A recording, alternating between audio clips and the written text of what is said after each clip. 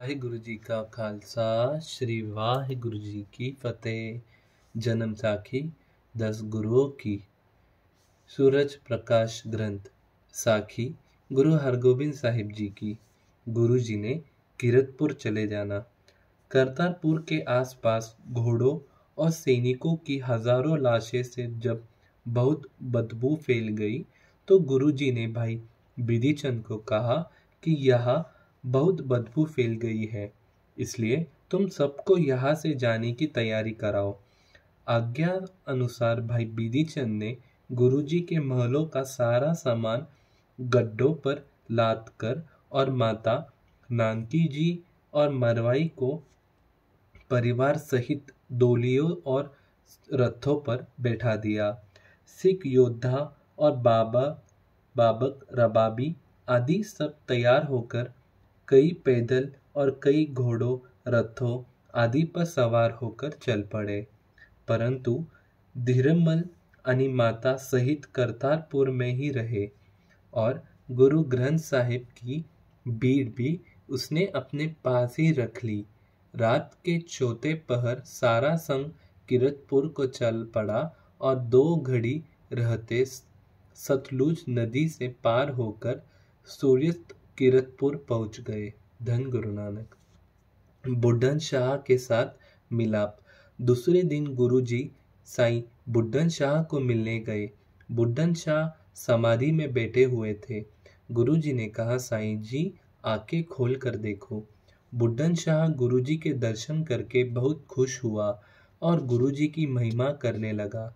तदुपरांत गुरुजी अपने डेरे आ गए और श्री गुरुदित्ता जी बुड्ढन शाह से आज्ञा गोष्ठ करने के लिए वहां पर बैठ गए।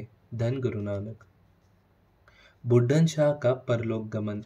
बुड्ढन शाह अपना अंतिम समय अनुभव करके गुरुजी के दर्शन के लिए आराधना करने लगा। अंतर्यामी गुरुजी स्नान पानी करके बुड्ढन शाह के पास पहुंच गए। बुड्ढन शाह ने नमस्कार किया और कहा, आप धन्य हैं जिन्होंने अंतिम समय दर्शन देकर मुझे कृतार्थ किया है। मेरा सौभाग्य है कि आप अंतिम समय दर्शन दे रहे हैं।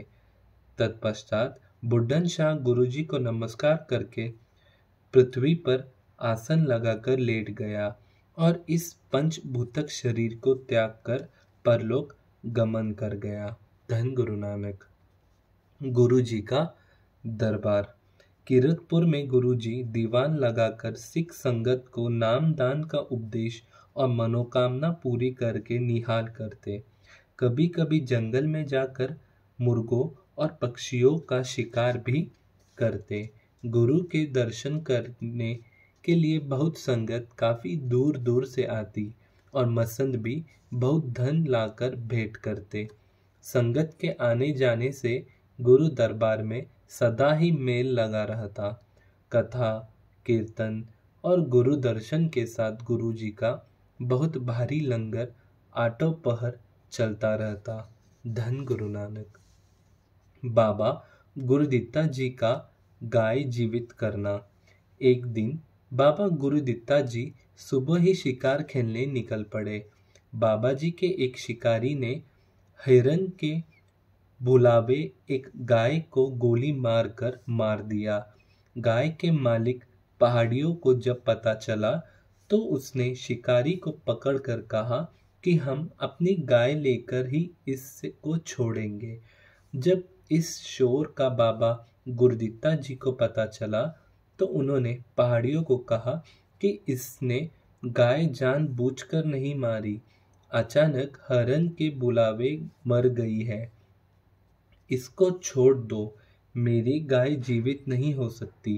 परंतु उसने कहा, आप गुरुजी के पुत्र कलावान हैं, आप इस गाय को जीवित करके अपने नौकर को छुड़ा लो। यह झगड़ा सुनकर बाबा जी ने विचार किया कि चाहे करामात दिखानी गुरु घर के विरुद्ध है, परंतु इस समय हमारे नौकर का नाम किसी ने नहीं लेना। धन गुरु नानक।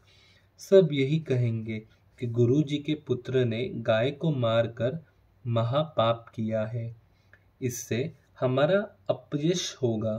यह विचार करके बाबा जी ने नीम के वृक्ष के एक छड़ी पकड़कर गाय को लगाकर कहा कि हे माता, नींद त्याग कर पहले की तरह घास चरा खाओ। धन गुरु नानक। कहा कि हे माता, नींद त्याग कर पहले की तरह घास चारा खाओ। धन गुरु नानक। बाबा जी के इस वचन से गाय उठकर खड़ी हो गई और घास खाने लगी। तदुपरांत जब इस बात का गुरुजी को पता चला तो आप जी ने श्री गुरुदित्ता जी को कहा कि आपने श्री अटल राय की तरह अयोग्य काम किया है। शाह बादशाह सब ने मरना है, किस किस को जीवित करोगे? अगर ऐसा ही करना है तो प्राण त्याग दो। धन गुरु नानक। वाहिगुरु जी का खालसा, श्री वाहिगुरु जी की फतेह। धन गुरु नानक। धन गुरु नानक।